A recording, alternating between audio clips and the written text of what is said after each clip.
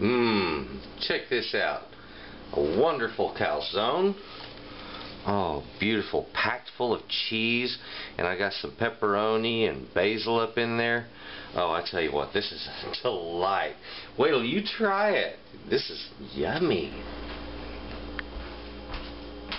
Hello, welcome back to Texas Cooking Today. On this episode, we're going to be making an Italian man that has become an American favorite. It's called a calzone. It's sort of like a cheese pizza that's folded in on itself. So I'll tell you what, I got a lot of goodies right here. Come a little closer and let's go over what we're going to do to make these wonderful little delights.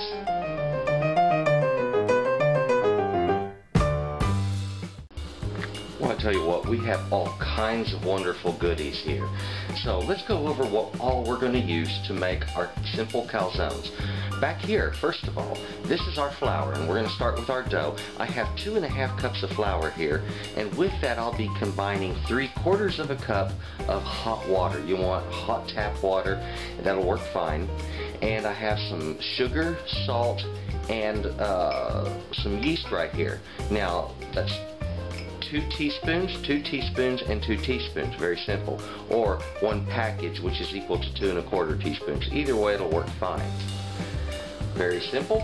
Let's move over to our fillings. Here we have some cheeses. I have some ricotta cheese back here.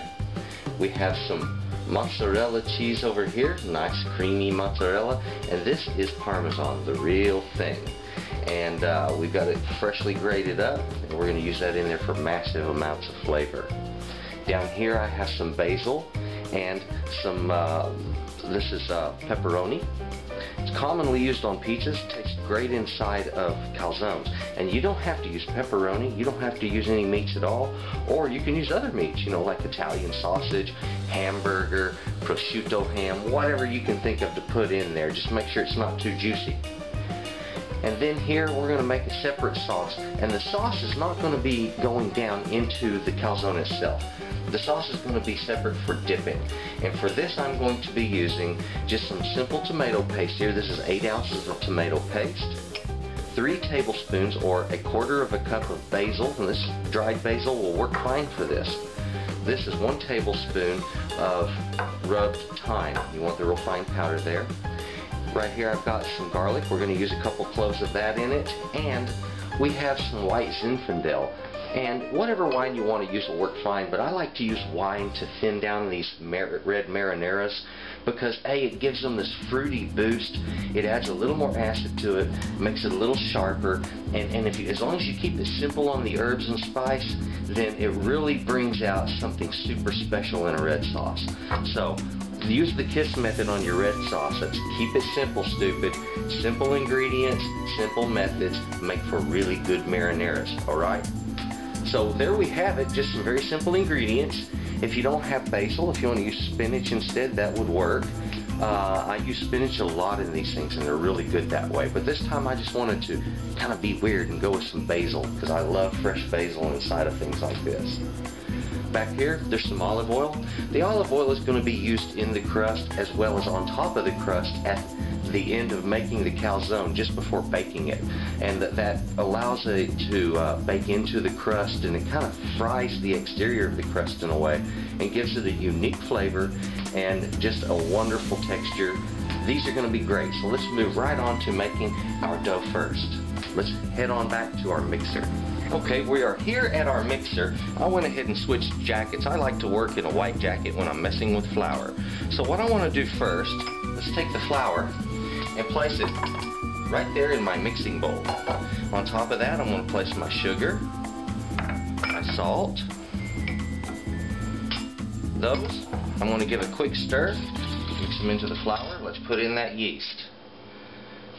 Now you don't have to pre-wake that yeast in order to do a good bread, okay? The minute it becomes moist from the water hitting this flour, it's going to start activating right at that point, so you don't have to pre-activate yeast.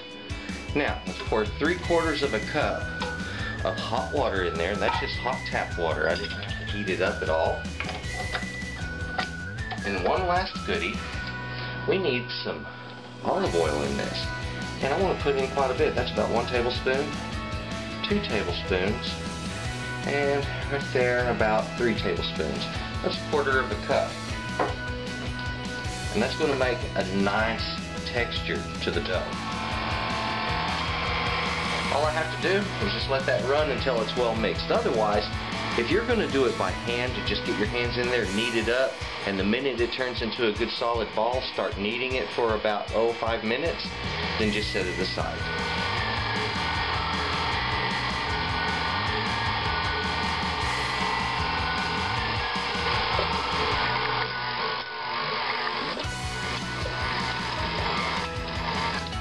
Okay, I believe it is time to get all of this brought together. It's kneaded long enough. It's still just nice and warm.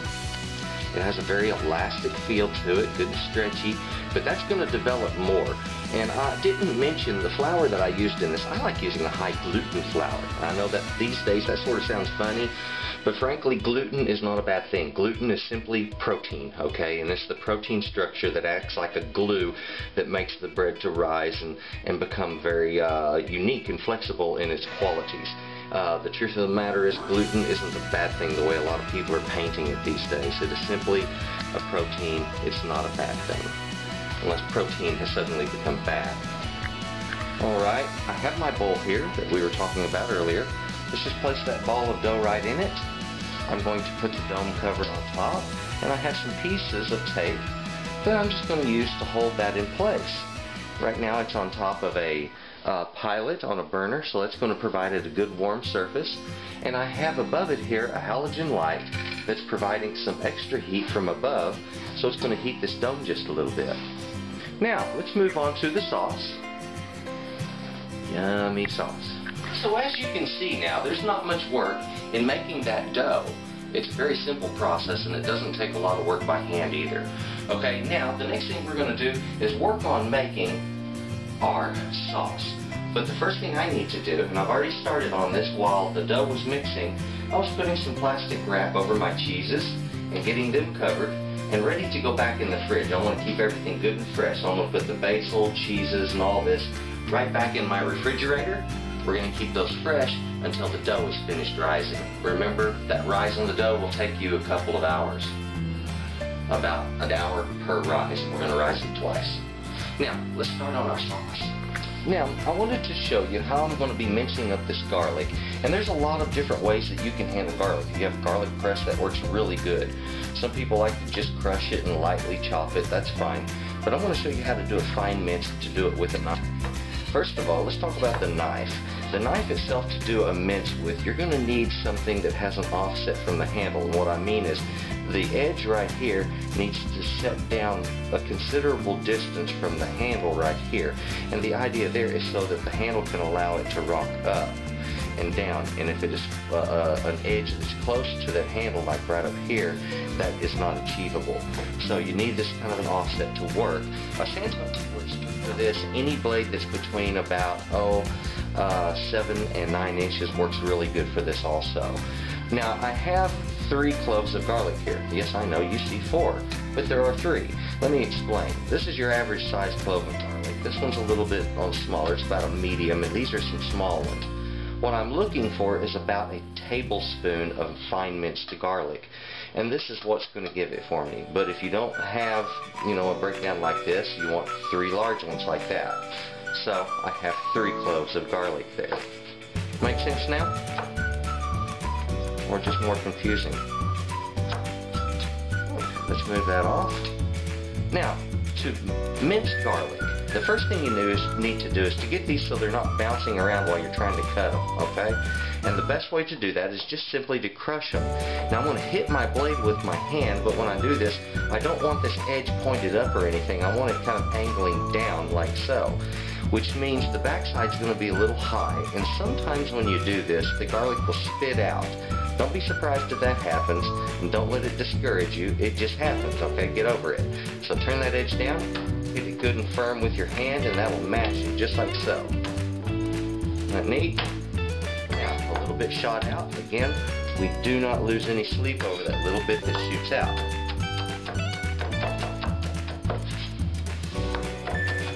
I had to count the number of times garlic shot out from under my knife.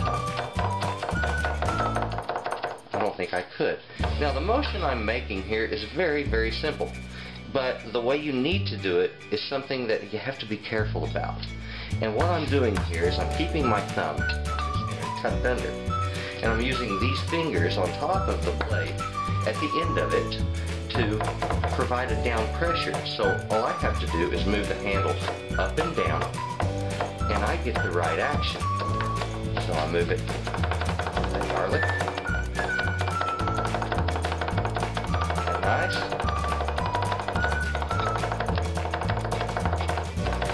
That's all that motion is. Very simple. When you're pushing garlic off of the blade, do not run your finger lengthwise or you will cut your hand. Push it off the edge of the blade like so, away with your finger moving away from the edge, not along it. Now, as you get it broken down a little more, it's a little easier to speed up your hand. So all you have to do is just speed up how fast you're moving your hand up and down, and you can make this real quick and easy.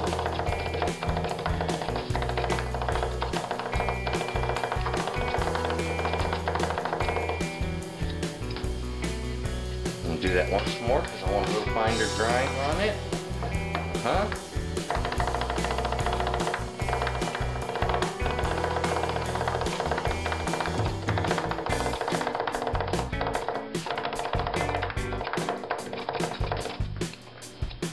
Alright, now we have our garlic all minced up, and that's about a tablespoon. It's just about perfect. Just what I was looking for. Now let's get on to making that marinara. Now, to prepare the marinara, let's take our garlic first. Place it right down in the pan. And I want to put some olive oil in there also. And what I want is about 2 tablespoons of olive oil, or slightly more, that's fine. And I have about 2 tablespoons right there. I'm going to turn that burner on.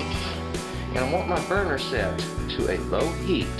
And I want to gently bring up the temperature on this, and allow that olive oil to just break apart the garlic and to gently fry it. And I want to only turn that about the color of a peanut. You see how light and white looking it is now, kind of a yellowish white? Well, we want to turn it into, like I said, the color of a peanut, which is just the right amount of toasting on garlic without getting it bitter tasting. Now, I have the right color change. I'm going to drop the heat until I can get this in and partially hydrated.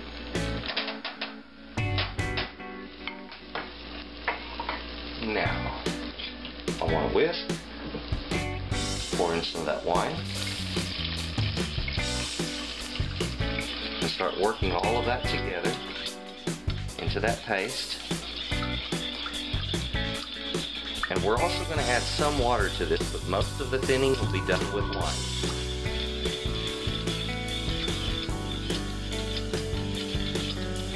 Look at that. Beautiful, isn't it? Now I'm using a white Zinfandel. Like I said, you can use any wine you'd like. I recommend either a white wine or something like a white Zinfandel that's light and fruity and acidic. I don't want it to be too dry. In this case, you need your marinara to really sparkle. Now, my basil. Remember, that was 1/4 cup of basil, or 3 tablespoons. A tablespoon of thyme.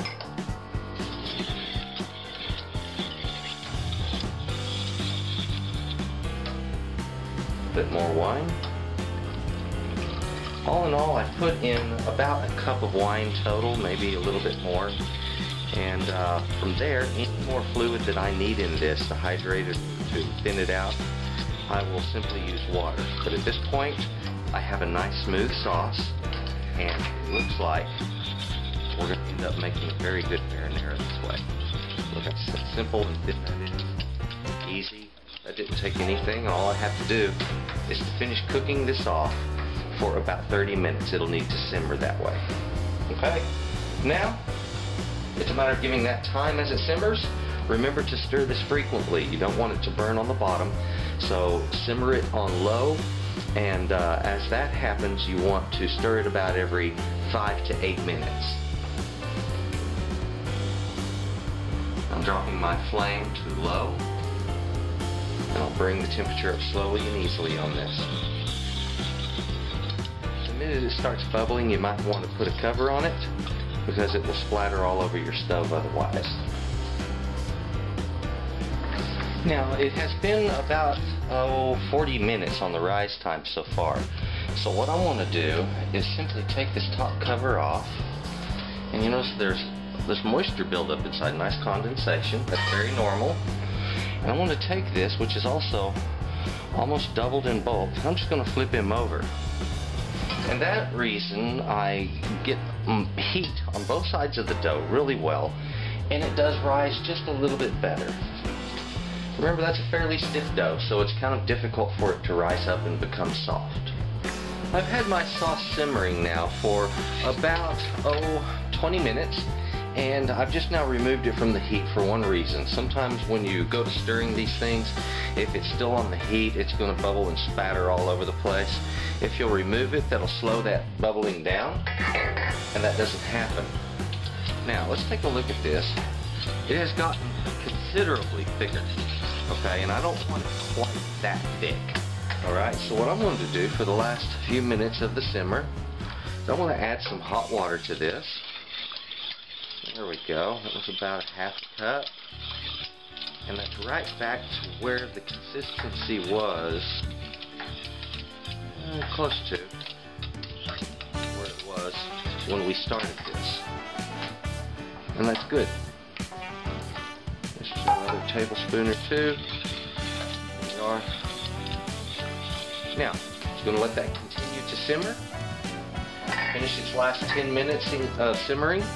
At that point, we're also going to take a look at our dough, which has been rising up nicely. Okay, we are now back onto this dough, and it has had plenty of time to rise up, about an hour and 5 minutes in fact.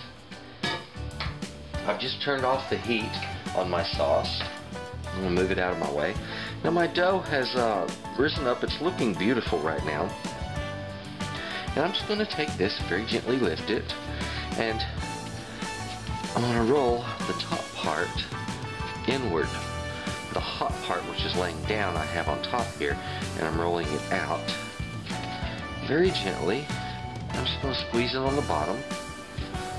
And that's all I'm going to do. I'm going to put it right back in there. We're going to rise that up another. And when it's finished for another hour, then I'm ready to make calzones. Now, one thing about this kind of a dough, if you want to make this stuff a day in advance, rise it once, put it in the refrigerator or the freezer, and then bring it back out to bring it up to temperature just before you want to cook, that works also. It's a very versatile dough, so please feel free to give this thing a try. I think you're really going to like it. Okay, it's time for us to pull our dough out. It has been a full 2 hours of rising, and it looks beautiful. Now you can see where I turned it over earlier, and this is one of the folds from where I had been rolling it under. That's just perfectly fine.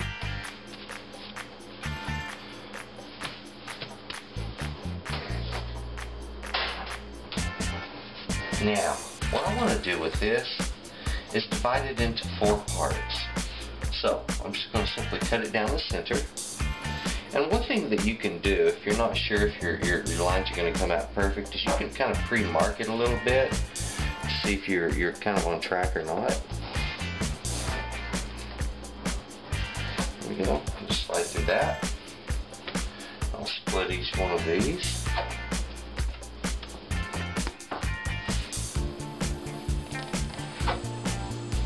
There we are. Now, I have 3 nice little triangles of dough. There's just one problem. Calzones aren't made from a triangle of dough. They're made from a round piece of dough. So what I need to do is to simply take these and work them. So they'll be a nice little circle.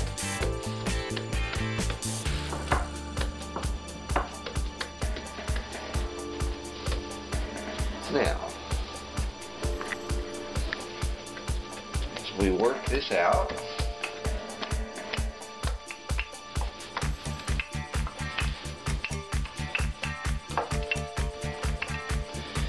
Now here's the thing, you don't have to make a perfect circle with this. It's not a requirement, okay? What we're trying to do is to make something close to a circle so that we can form a crescent when we fold it over.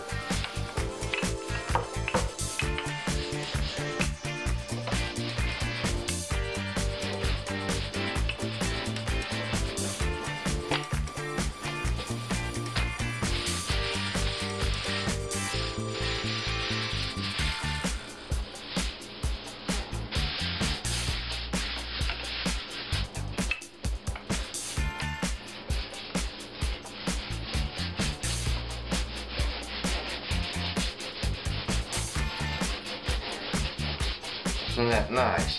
See how I did that? Just kept working that roller from side to side, working it around.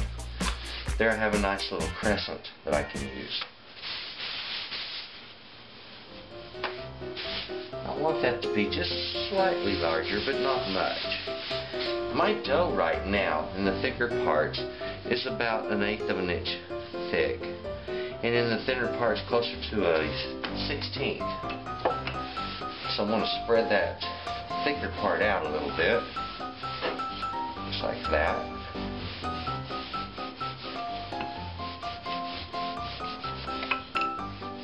Wasn't that neat?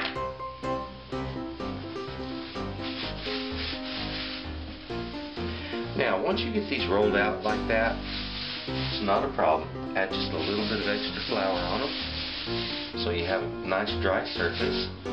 And you can push that aside and just keep working them one at a time.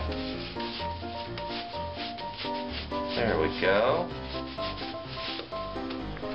It is now time for us to line out our calzone with our ingredients. And one thing I want to mention before we do this is you want to make sure that you leave a border inside of the calzone of about a 1 inch away from the edge.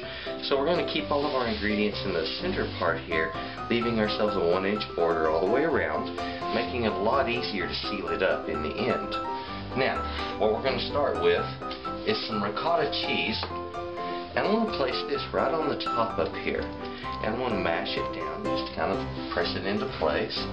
You don't have to be real neat about this. But like I said, you just want to leave that little border around the edge.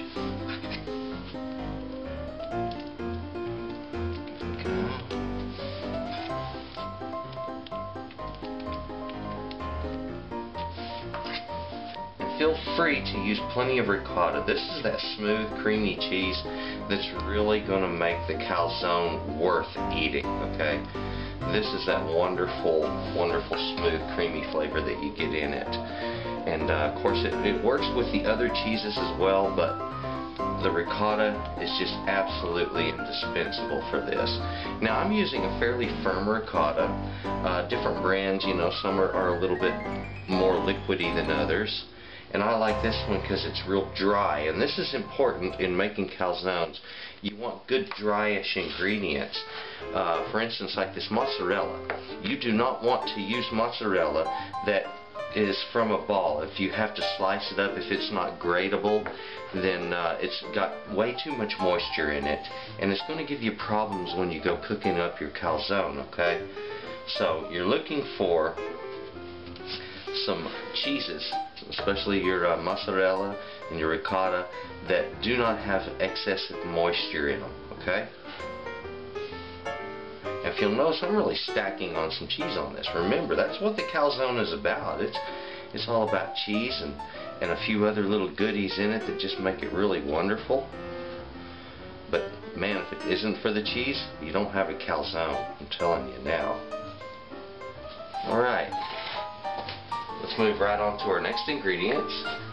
Now we have, of course, our Parmesan and that beautiful sausage that we were talking about earlier, or pepperoni. You can use all kinds of meats. And then that basil, beautiful basil. First thing I want to do is go in with some meat right on top of this lower cheese here. And it doesn't take a lot. Remember, this is something where you don't just have to pile ingredients up into it.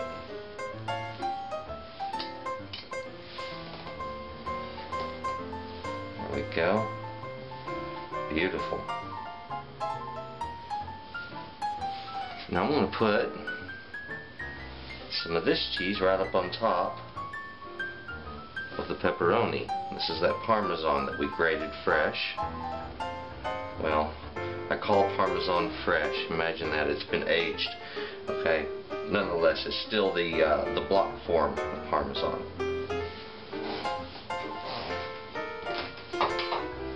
And now, of course, time for our basil. And when you're putting this basil on, every once in a while you'll come across basil leaves that'll have some little spotting on it or something like that. Don't let that bother you at all. Just go ahead and put those basil leaves on there. That spotting will not affect the flavor or the quality of what's going on.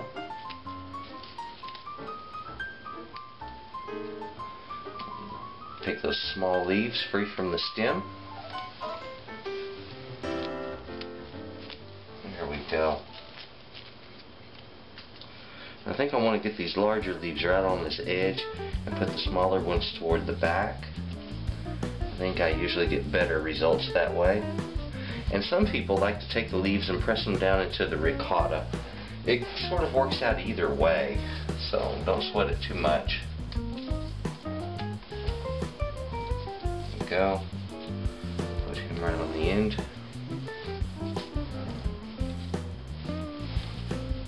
Now, it's time to go ahead and fold this little gem, but something that you need to know. Remember, we were using that high gluten flour? Something that's nice about gluten. It is like glue. It's a protein.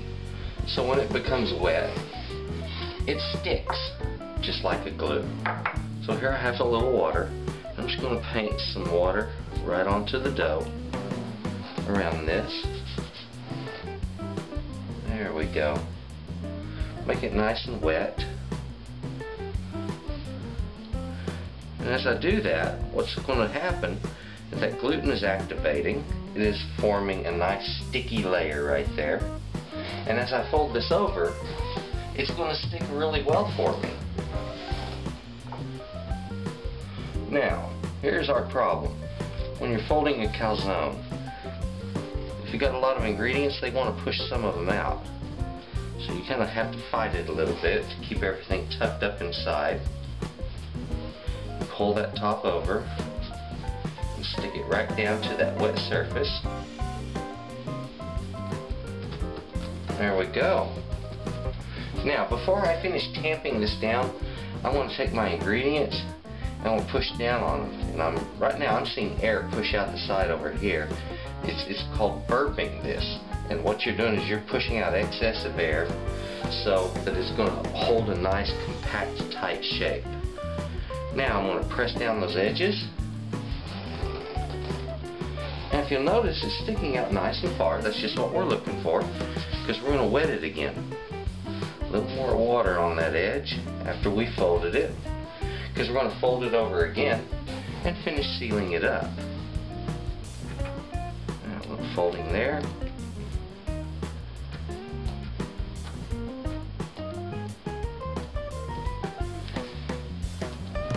Go.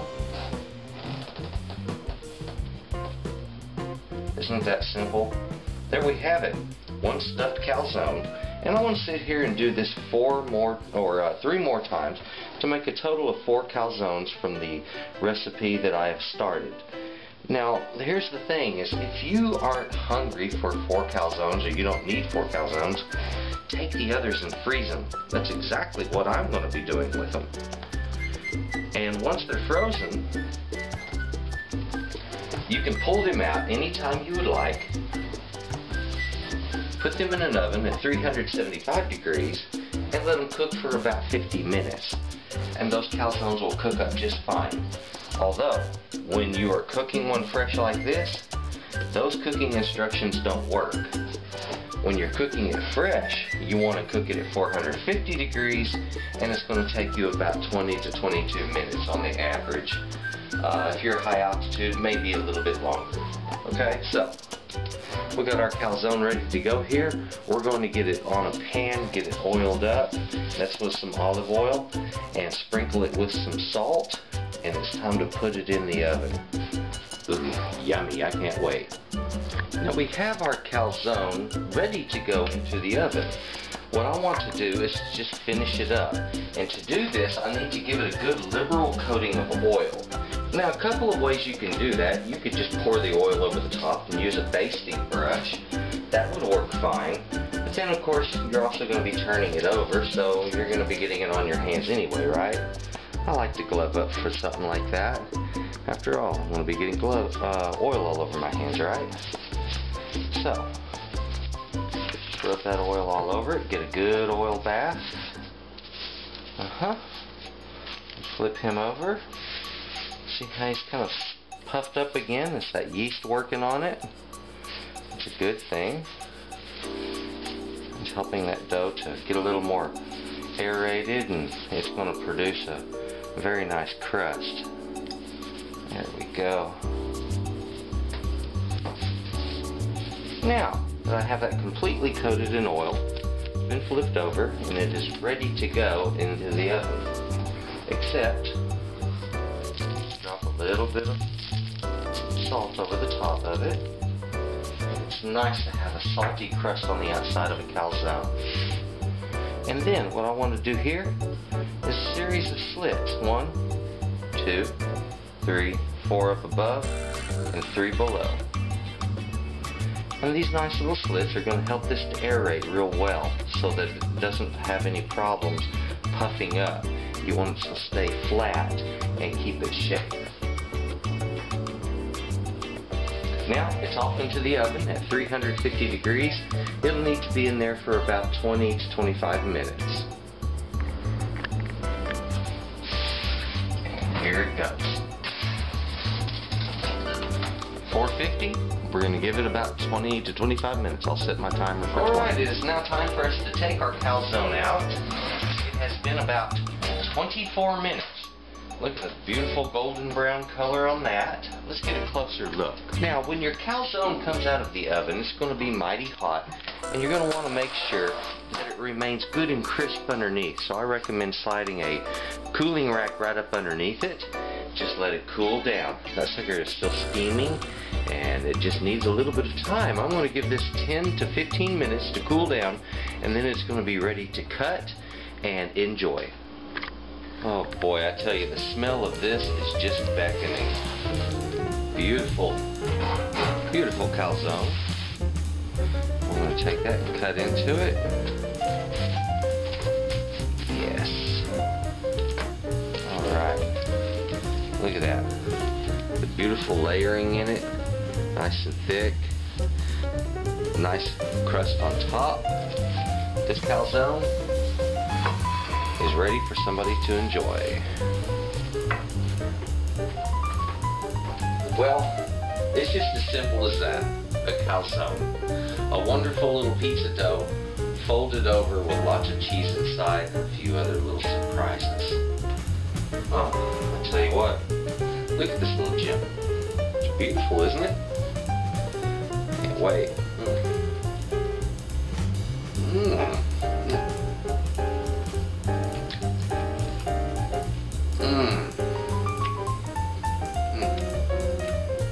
The creaminess of the cheese, the saltiness of the dough, crunch, and the basil. Oh, everything is just this explosion of flavor in your mouth. It's like a pizza ramped up on steroids. Okay, I tell you what, give this little thing a try, and you're gonna love what you get. And I tell you what, thank you. Thank you very much for watching Texas Cooking Today. Please subscribe and you have a good day. Thank you for watching Texas Cooking Today, the show where you can get great recipes and the best techniques are taught. Please subscribe to Texas Cooking Today, where you will always find something hot and ready to eat.